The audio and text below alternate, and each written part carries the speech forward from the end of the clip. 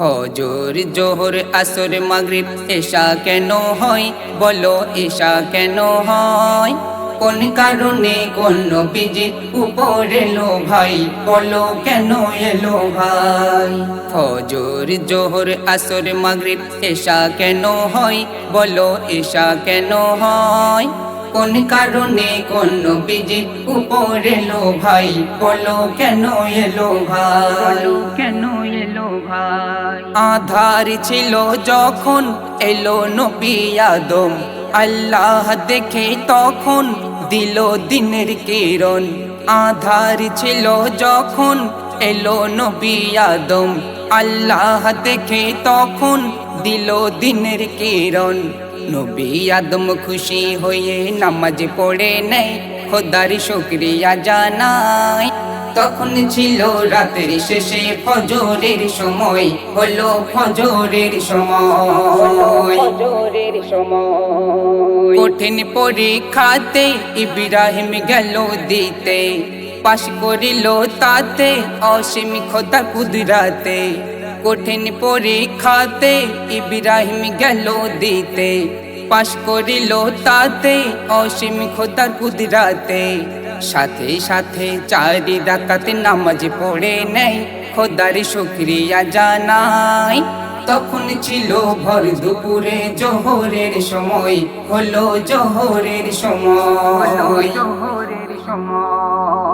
মাছের পেটে থেকে ইউনুস নবীজিকে কঠিন বিপদ থেকে আল্লাহ বাঁচায় তাকে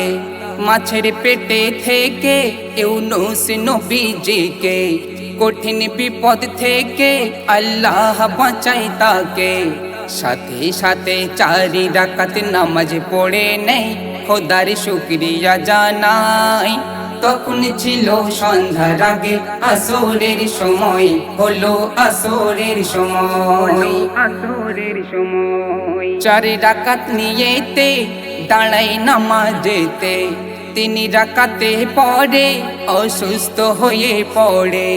4 রাকাত নিয়েতে দাঁড়াই নামাজেতে 3 রাকাতে পড়ে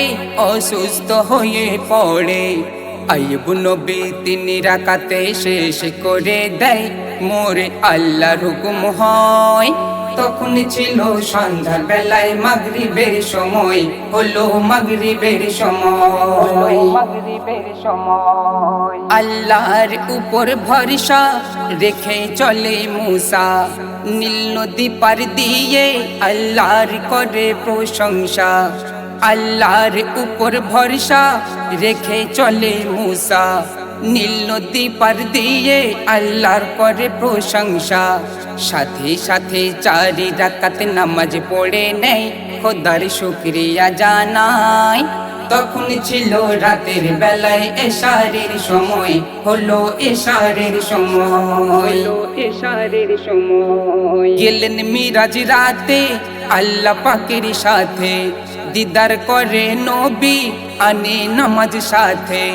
গেলেন মিরাজ রাতে আল্লাহ পাকের সাথে দিদার করে নবী আনে নামাজ সাথে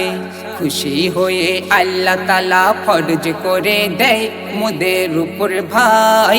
হাফেজ খায়রুল খোদার হুকুম মানু সর্বদাই তুমি মানু সর্বদাই ফজর জোহর আসর মাগরিব এশা কেন হয় বলো এশা কেন হয় কোন কারণে কোন নবীজির উপর এলো ভাই বলো কেন এলো ভাই ফজর জোহর আসর মাগরিব এশা কেন হয় বলো এশা কেন হয় কোন কারণে কোন নবীজির উপর এলো ভাই বলো কেন এলো ভাই।